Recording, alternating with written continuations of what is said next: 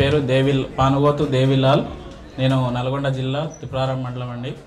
అయితే 2014లో బీటెక్ అయిపోయాక తెలంగాణలో మొట్టమొదటి నోటిఫికేషన్ నేను 2015 సెప్టెంబర్ 20 తారీఖు నాడు మనకు తెలంగాణలో ఇదే టీజీపీఎస్సి అప్పటి టీఎస్పీఎస్సి సెప్టెంబర్ 20 నాడు ఎగ్జామ్ అటెంప్ట్ చేయడం జరిగింది.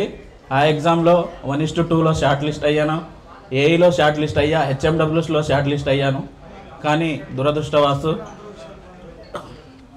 అవకాశం పొందలేకపోయాను. ఆ తర్వాత 2018లో నేను అప్పుడు 2018 ఆగస్టు వరకు నేను అందరితో పాటు అన్ని రకాల నార్మల్ పర్సన్ ఎలా అయితే ఉంటారో అలా ఉండేవాడిని. 2018 డిప్యూటీ సర్వేయర్ ఎగ్జామ్ జరిగాక అందులో 1 మార్కుతో జాబ్ మిస్ కావడం జరిగింది. 140 మార్కులకు ఎగ్జామ్ జరిగినాక 104 ఇది cut off for ST cut off. నాకు 103 మార్కులు రావడం జరిగింది. అక్కడ కూడా 1 మార్కుతో మిస్ అయ్యాను.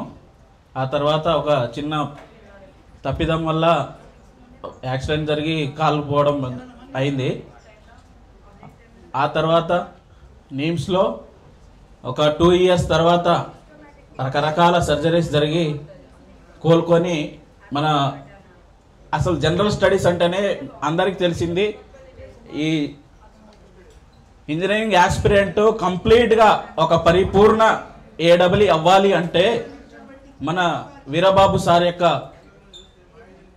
క్లాసెస్ ఖచ్చితంగా వినాల్సి ఉంటుంది. ఎందుకు సీనియర్లను ఎవరినైనా అడగండి మీరు, ఖచ్చితంగా వీరబాబు జిఎస్ అంటేనే వీరబాబు సార్. తను ఆల్రెడీ ఒక పెద్ద ఇన్స్టిట్యూట్లో చేసి ఉన్నారు, అందరికి తెలుసు. అక్కడి నుంచి కొన్ని అనివార్య కారణాల వల్ల ఇంత పెద్ద ఇన్స్టిట్యూట్ని కోవిడ్ టైంలో ఏ ఒక్కరు ముందుకు రాకపోయినా సొసైటీకి ఏదో చేయాలి అని చెప్పేసి వీరబాబు సార్ గారు ఆన్లైన్ అకాడమీ తీసుకొచ్చారు. సార్కి కొంత టెక్నికల్ సపోర్ట్ తక్కువ ఉన్నా ఒక పేద విద్యార్థికి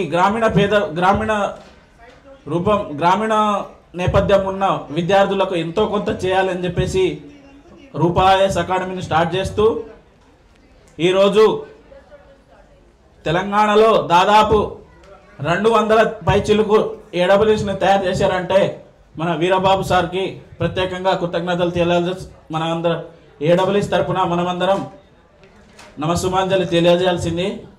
థ్యాంక్ యూ సార్.